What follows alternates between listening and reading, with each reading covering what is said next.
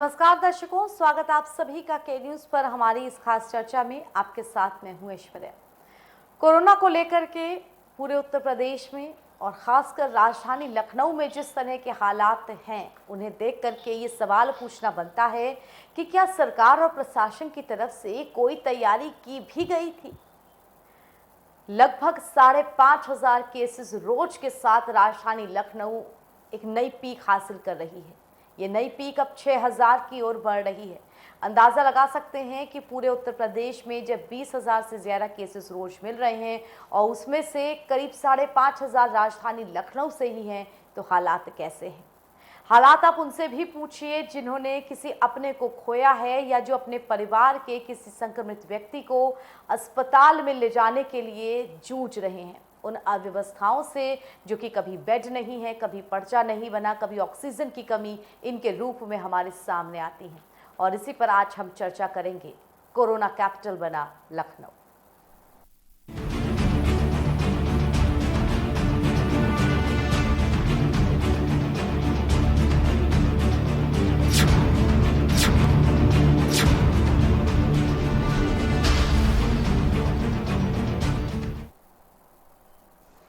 तो कोरोना संक्रमण से राजधानी लखनऊ किस तरह तबाह हो रही है, इन परिस्थितियों को ऐसे समझिए कि यहाँ के कारोबारियों ने खुद ही अपने आप अब इलाकेवार बंदी करने का फैसला कर लिया है, जिसमें मुख्य हजरतगंज का मार्केट और अमीनाबाद का बड़ा मार्केट रविवार तक के लिए बंद किया गया है।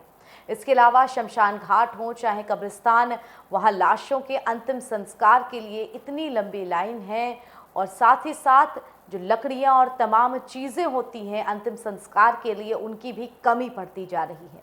इन सब चीज़ों को देख के भी लगता है कि क्या तैयारियां प्रशासन की तरफ से की गई। राजधानी लखनऊ जिस तरह से संक्रमण की इस दूसरी लहर में तबाही की ओर जा रही है, उसके लिए कितने ज़्यादा युद्ध स्तर पे अब तैयारी ज़रूरी है हमारे लिए, आपके लिए। चर्चा करेंगे इसी पर हम। हमारे साथ मेहमानों का एक पैनल जुड़ेगा, मगर उससे पहले आप सभी को अपनी विशेष रिपोर्ट दिखा दें।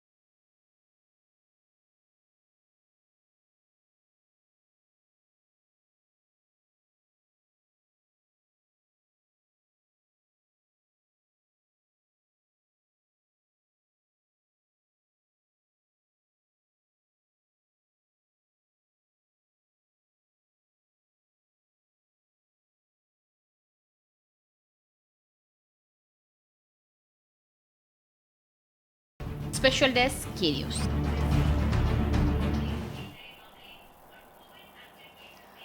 तो कोरोना की इस दूसरी लहर से राजधानी लखनऊ जूझने पर मजबूर है। अंदाज़ा लगाइए, पूरे उत्तर प्रदेश के करीब 25 से 30% कोविड केसेस सिर्फ राजधानी लखनऊ से निकल रहे हों तो आप क्या कहेंगे। उसके अलावा पिछले 10 दिनों में जिस तरह से अस्पतालों में बेड की कमी, आप अगर कोविड का टेस्ट कराने जाएं तो वहाँ पर लंबी लाइनें, टोकन का इंतज़ाम जिसके लिए सुबह से दोपहर और दोपहर से शाम होगी। किसी को अगर इमरजेंसी में भर्ती होना है और ऑक्सीजन की कमी पड़ रही है तो पूछिए ही मत। आपका मरीज़ ज़िंदा भी रह पाए या नहीं, इसकी भी कोई गारंटी नहीं है। और मरने के बाद भी अंतिम संस्कार के लिए जिस तरह से लकड़ियों की कमी की बात, कभी वहाँ पर जो पार्किंग व्यवस्था है उसे लेके अव्यवस्था की बात सामने आ रही। इन सब अव्यवस्थाओं को देख करके अब ये सवाल ज़रूर बनता है कि किस तरह की तैयारी प्रशासन ने की थी। कोविड को लेकर के 365 दिन से ज़्यादा हो चुके हैं, 1 साल से ज़्यादा हम इस महामारी से जूझ चुके हैं। और पिछली बार भी यही कहा गया था कि जिस तरह से भयावह रूप लेके महामारी आएगी, उसके लिए युद्ध स्तर पर तैयारियां चल रही हैं। बड़ा बजट एलोकेट किया गया है, सारी सुविधाएं चाक चौबंद की जा रही हैं, मगर वो सारी सुविधाएं अब धरी की धरी रह रही हैं। चर्चा की अपनी शुरुआत करते हैं और बिना देर किए जो मेहमान हमारे साथ जुड़ गए हैं उनका परिचय हम आपसे करा देते हैं। हमारे साथ डॉक्टर प्रांजल जुड़े हुए हैं, सदस्य हैं आईएमए के। डॉक्टर प्रांजल, बहुत स्वागत आपका हमारी इस चर्चा में। हमारे साथ वरिष्ठ पत्रकार अरविंद विद्रोही जी जुड़े हुए हैं। अरविंद जी, बहुत स्वागत आपका इस चर्चा में। साथ ही हमारे सहयोगी उमेश मिश्रा भी हमारे साथ जुड़े हुए हैं, उसी बैकुंठ धाम के पास से जिसके पीछे अब बैरिकेटिंग की जा रही है, और वो बैरिकेटिंग उन विजुअल्स के सामने आने के बाद की जा रही है जो कि बड़ी तादाद में सोशल मीडिया पर कल और आज वायरल हुए, जिसमें करीब 24 से ज़्यादा लाशें आप एक साथ जलते हुए दूर से देख सकते हैं। उन लाशों की अग्नि शाम की ढलते हुए अंधेरे के वक्त में किस तरह से चमक रही है, और ये दिखा रही है कि हर तरफ कोरोना संक्रमित मरीज जो हैं वो मर रहे हैं, और उनकी मौतें जो हैं उसके बाद अंतिम संस्कार के लिए किस तरह से इकट्ठा होकर के एक बड़ा दृश्य बन रहा है जो कि भयावह है। उसके बाद ही बैरिकेटिंग की जा रही है। शुरुआत उमेश आपके साथ में ही करूंगी। जो बैरिकेटिंग की जा रही है वहां पर कल जो वीडियो वायरल हुआ था, उसके बाद इस बैरिकेटिंग के करने के पीछे आपने वजह पूछी, क्या बताई जा रही है? सर, मैं इस समय बैकुंठ धाम पे ही खड़ा हूँ और मेरे पीछे जो जो टीन सेट है उसको लगाया गया था, और पूरी जो यहाँ पे टीन सेट के माध्यम से पूरी बैरिकेटिंग की गई है। कोई भी बैकुंठ धाम के अंदर नहीं जा सकता, इस तरह से प्रतिबंध लगाया गया है। लेकिन इस प्रतिबंध के पीछे ऐश्वर्या आप देखिए, जो सरकार की जो चीजें हैं, जो प्रशासन की तरफ से बताया गया है, वो ये बताया गया कि प्रवेश निषेध है, कोविड प्रभावित क्षेत्र है, कृपया बिना अनुमति के आप प्रवेश न करें। अगर असंवैधानिक प्रवेश करने पर महामारी अधिनियम के अंतर्गत प्राथमिकी जो मुकदमा है वो दर्ज कर नियमानुसार कठोर कार्रवाई की जाएगी।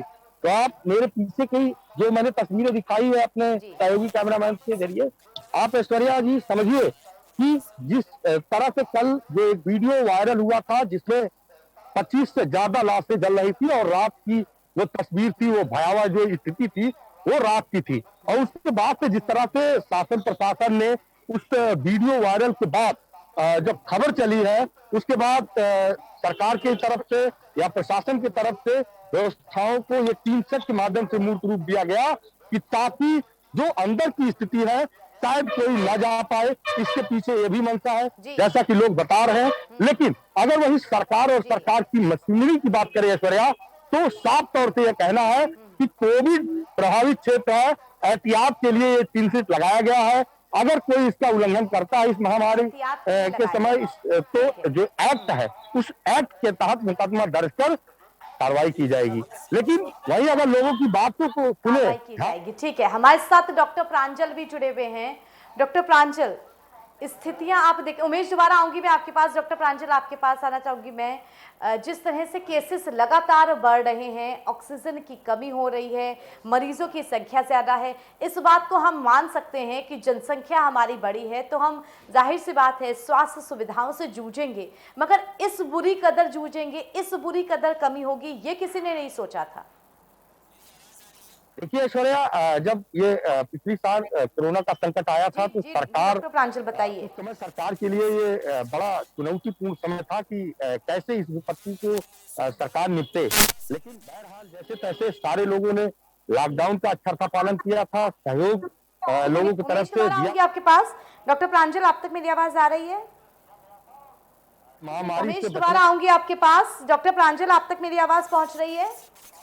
ये कोरोना का जो संक्रमण जो संकट लाया है, जो अधिकारी प्रांजल, आप तक मेरी आवाज पहुंच रही है? कोरोना का एक पूरा फंड बना है। कोरोना और इस तरह की महामारी से निपटने के लिए सरकार ने कार्य योजना बनाई है कि भविष्य में अगर इस तरह की कोई स्थिति आती है तो उससे आपदा से निपटा जाएगा। लेकिन क्या इतने 1 साल का समय बीत गया, क्या कार्य योजना बनी? ठीक है, उमेश दोबारा आऊंगी आपके पास। फिलहाल हमारे साथ अरविंद जी भी जुड़े हुए हैं। अरविंद जी, आप तक मेरी आवाज पहुंच रही है? किसी से छिपी नहीं है। तो आखिर अधिकारी क्या कर रहे थे, किस तरह की? जी ठीक है उमेश दोबारा आऊंगी आप। ठीक है उमेश दोबारा आऊंगी आपके पास। फिलहाल अरविंद जी, मैं आपके पास आना चाहूंगी। अरविंद जी, आप तक मेरी आवाज पहुंच रही है? देख रहे हैं आप परिस्थिति जी, अरविंद जी, देख रहे हैं आप परिस्थितियां किस तरह बिगड़ रही हैं। रोजाना मौत के आंकड़े भी बढ़ रहे हैं और रोजाना जो संक्रमित मरीज हैं उनके आंकड़े भी बड़े पैमाने पर बढ़ रहे हैं। क्या ये ना कहा जाए कि हालात के लिए आप बिल्कुल तैयार नहीं थे? ये महामारी 1 साल से ज्यादा हम लोग इसे झेल चुके हैं, मगर उसके बाद भी इस तरह की अव्यवस्थाएं अगर रहेंगी तो क्या कहेंगे इसे आप? सरकार और आम जनता दोनों लोग बिल्कुल निश्चिंत हो गए थे। लगी नहीं रहा था कि इस महामारी के जो है का हमको जो है त्रासदी फिर से झेलनी पड़ सकती है। और यही वही लापरवाही आम जनता की और प्रशासन की, दोनों लोगों की लापरवाही, शासन की लापरवाही आज इतना विकराल रूप ले रही है कि भैंसाकुंड में अनवरत लाशें जलते हुए कल हम लोगों ने देखा है और एम्बुलेंस के सायरन जो है थमने का नाम नहीं ले रहे हैं। जगह जगह जो है पूरे देश में, प्रदेश में और खासकर लखनऊ राजधानी में पूरा एक भय का वातावरण व्याप्त है। और ऐश्वर्या जी, भय के वातावरण के साथ साथ एक बहुत सोचनीय बात यह है कि कुछ लोग इतने मतलब निकृष्ट प्रवृत्ति के हैं कि इस आपदा में जिन लोगों की मृत्यु हो गई है उनके शरीर को भी जो है जो में लगने वाली लकड़ियां हो, चाहे घर से वहां लाने एम्बुलेंस हो, उसका बेतरतीब किराया वसूलने की भी वो लोग कोशिश कर रहे हैं। तमाम बातें संज्ञान में आई है। तो बहुत भयावह स्थिति है और इस स्थिति से निपटने के लिए जो है सरकार को जो कदम उठाने हैं वो सरकार उठावे, ऐसे कदम जो दिखे। अभी जो भैंसाकुंड में आपने दिखाया और सबकी जानकारी में है कि टीन शेड और बैरिकेडिंग, ये तो एक तरह से सच्चाई से मुंह मोड़ना। और जो परेशान लोग हैं, जिनके परिवार के लोगों का देहांत हो रहा है, उनसे जुड़े लोग, उन लोगों को और आम लोगों को ही परेशानी में डालने वाला एक तरह से कृत्य है। सच्चाई जो है स्वीकारने में और उसको कमी को दूर करने में ही इस समय सबकी भलाई है। पता नहीं क्यों सरकार के जो है आला मंत्री हो, अधिकारी हो या नगर निगम के जिम्मेदार लोग हैं, ये लोग इस तरह का क्यों ऐसा काम कर रहे हैं, जबकि उत्तर प्रदेश सरकार के मंत्री ने और लखनऊ के सांसद ने, दोनों लोगों ने, ब्रजेश पाठक ने और कौशल किशोर, दोनों लोगों ने भी लखनऊ के भयावह स्थिति के बारे में बताया है। तो ये तो बड़ी त्रासदी की बात है कि हम महामारी से भी जूझे और बद इंतजामी से भी जूझे। कुछ किया ही नहीं इन अधिकारियों ने, टीम 11 ने, और केवल ढिढोरा पीटते रहे। ये सर है जी। जी अरविंद जी, रोकना चाहूंगी अभी आपको। इस वक्त प्रेस कॉन्फ्रेंस चल रही है। जाने के भी बेडों की संख्या में, विशेषकर जैसे केजीएमयू और बलरामपुर हॉस्पिटल को पूर्णतः कोविड अस्पताल में परिवर्तित करने के निर्देश दिए हैं। दोनों को अगर कोविड अस्पताल में परिवर्तित हो जाएंगे तो लगभग 2,500 से 3,000 बेड की अतिरिक्त व्यवस्था लखनऊ में हो जाएगी। इसके साथ साथ उन्होंने जो प्रयागराज, कानपुर, गोरखपुर, वाराणसी में भी बेडों की संख्या बढ़ाने के निर्देश दिए हैं। अतिरिक्त बेड संख्या बढ़ाई जाए तथा जहां भी निजी अस्पताल भी हों उनको भी नियंत्रण में लेकर उनको भी कोविड अस्पतालों में परिवर्तित किया जाए। इसके साथ साथ कक्षा बोर्ड के एग्जाम, जो कक्षा 1 से 12वीं तक के एग्जाम थे 10वीं और 12वीं के, वो भी 20 मई तक स्थगित कर दिए गए हैं। इसके साथ साथ उन्होंने ये भी निर्देश दिए हैं कि क्वारंटीन सेंटर बनाए जाएं। क्वारंटीन सेंटर बनाकर ये जो बाहर से आ रहे हैं, विशेषकर ऐसे प्रदेशों से जहां पर संक्रमण की दर ज्यादा है, उनको जब तक कि उनका टेस्ट होकर वो इस बीमारी से छुटकारा नहीं पा लेते, उनको क्वारंटीन सेंटर में रखा जाए।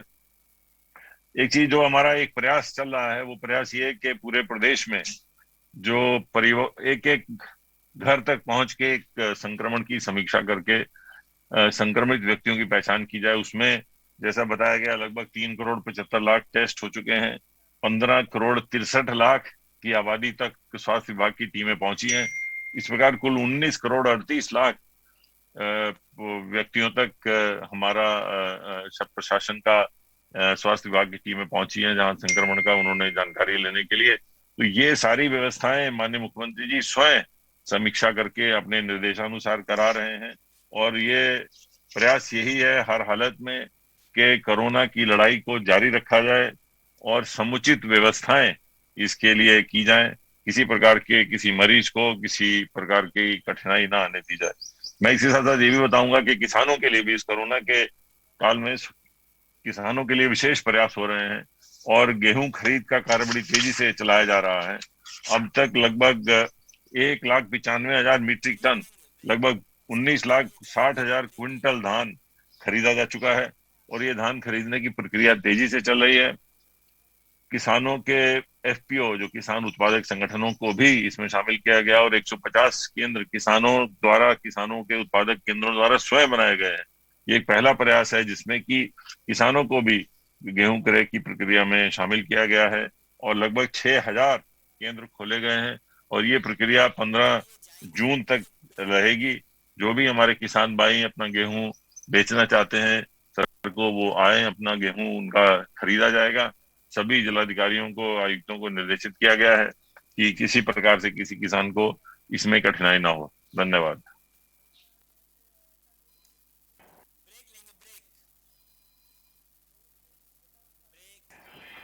ठीक है, और इसी के साथ दर्शकों छोटे से ब्रेक के लिए रुक रहे हैं, लेकिन ब्रेक के उस पार हमारी ये चर्चा जारी रहेगी कि किस तरह कोरोना संक्रमण उसकी दूसरी लहर राजधानी लखनऊ पर कहर बनकर टूट रही है। छोटा सा ब्रेक, जल्द लौटेंगे।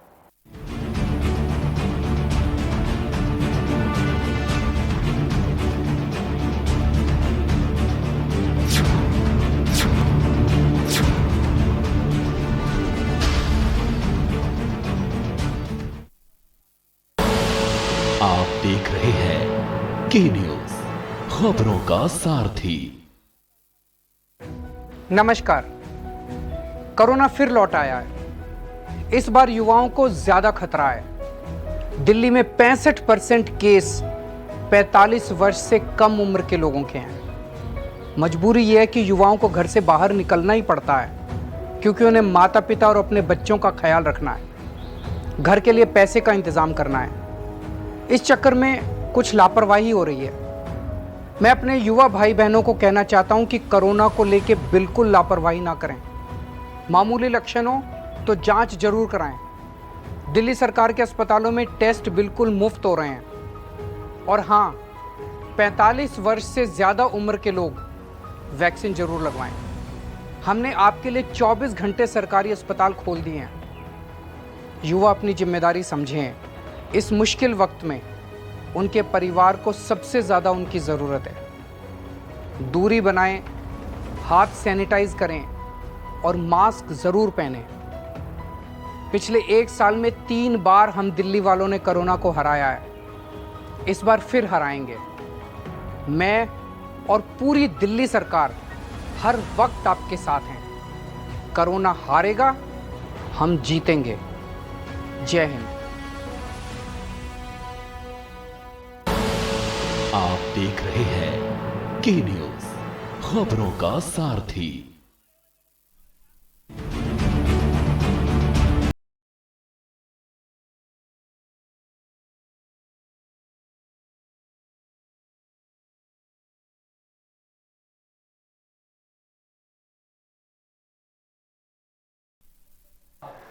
ब्रेक के बाद स्वागत आप सभी का। हम चर्चा कर रहे हैं लगातार कि किस तरह कोरोना संक्रमण राजधानी लखनऊ पर हावी हो रहा है, और इसी बीच दर्शकों आपको बड़ी खबर बता दें, इसमें डीएम अभिषेक प्रकाश का बड़ा फैसला आया है। बड़ी खबर इस वक्त राजधानी लखनऊ से आ रही है। राजधानी लखनऊ से इस वक्त की बड़ी खबर आपको बता दें, जिसमें डीएम अभिषेक प्रकाश का बड़ा फैसला आया है।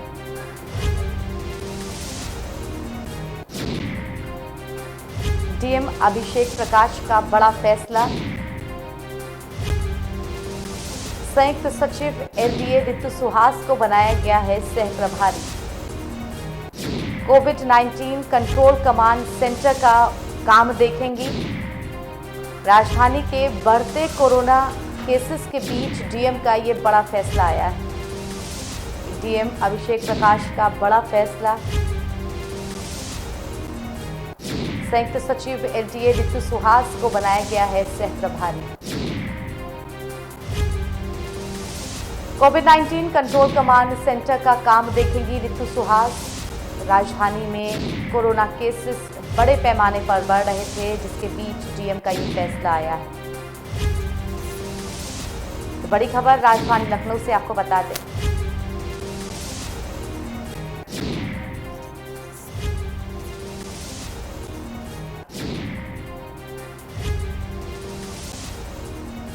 और इस खबर पर ज्यादा जानकारी के लिए हमारे रेजिडेंट एडिटर राजेंद्र सिंह हमारे साथ जुड़े हुए हैं।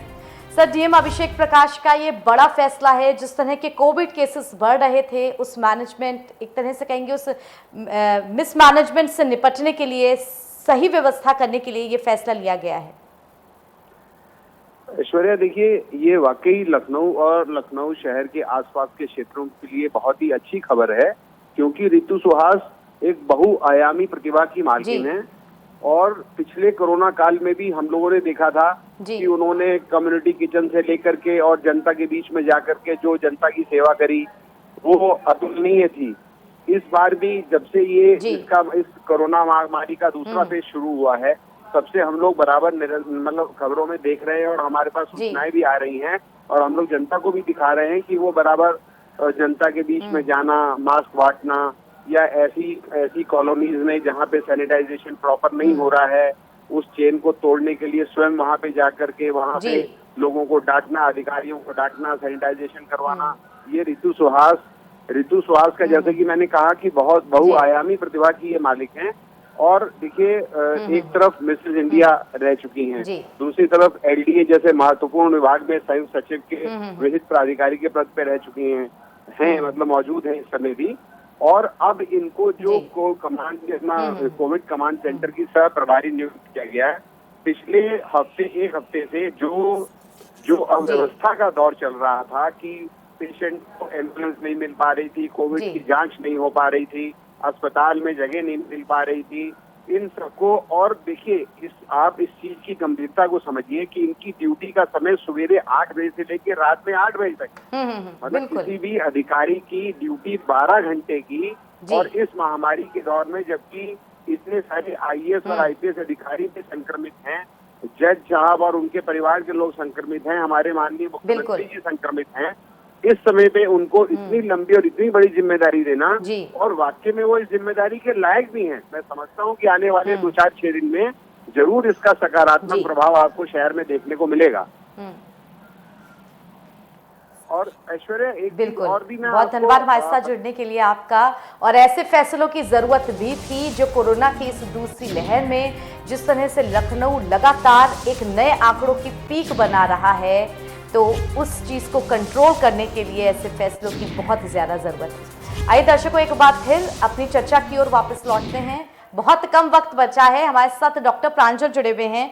डॉक्टर प्रांजल, जिस तरह के केसेस लगातार बढ़ रहे हैं और उसमें सीरियस केसेस जो हैं उनकी संख्या बढ़ती जा रही है, मरीजों का ऑक्सीजन लेवल का कम होना, और साथ ही एक चैलेंज ये भी है कि जो नए एक्टिव केसेस आ रहे हैं उनसे जूझना, स्थिति को किस तरह से आंक रहे हैं आप? लखनऊ की अगर हम लोग स्पेशली बात करें तो लखनऊ इस समय कहीं ना कहीं पूरी दुनिया में हम देख सकते हैं कि लखनऊ में सबसे ज्यादा केसेस बढ़ रहे हैं।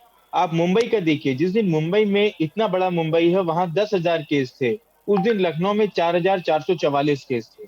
आप देखें कि क्षेत्रफल और जनसंख्या के जो है, अगर हम लोग परिप्रेक्ष्य में बात करेंगे तो लखनऊ में हम लोग पाएंगे कि यहाँ पर नंबर जो है केसेस का वो बहुत ज्यादा है, और अगर इसको समय रहते कंट्रोल नहीं किया गया तो स्थिति और बहुत भयावह होगी। हम लोग कोविड के शुरुआती दिनों में देखते थे कि चाइना में लोग सड़कों पर गिरे जा रहे थे, मरते जा रहे थे, उनको बुलडोजर से हटाना पड़ रहा था। हो सकता है कि अगर स्थिति टाइम रहते जो है नहीं संभाली गई तो वो दृश्य यहाँ भी देखना पड़ सकता है। सरकार को अभी चाहिए कि जितने ज्यादा से ज्यादा कोविड के बेड्स बढ़ाए जा सकते हैं उनको बढ़ाएं।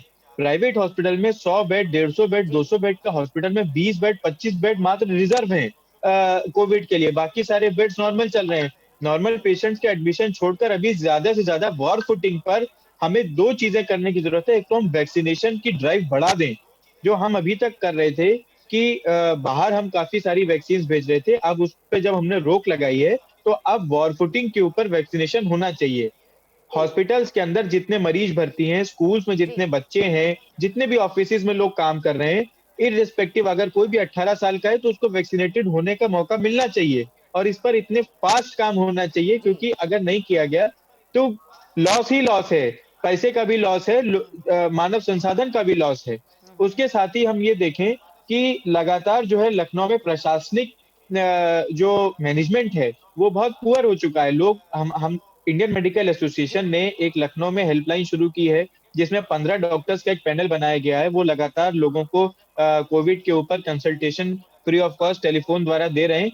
मरीज फोन करके उनको कह रहे हैं कि हमको बेड नहीं मिल रहा, हमारा ऑक्सीजन गिर रहा है, हम क्या करें। हम लोग उनको बता रहे हैं कि आप ये कोविड कंट्रोल रूम के नंबर है, इन पर फोन करिए। मरीजों का वापस बार बार फोन आता है और वो कहते हैं कि सर वहां पर जो भी जितने भी नंबर आपने दिए इस पर कोई फोन नहीं उठा रहा।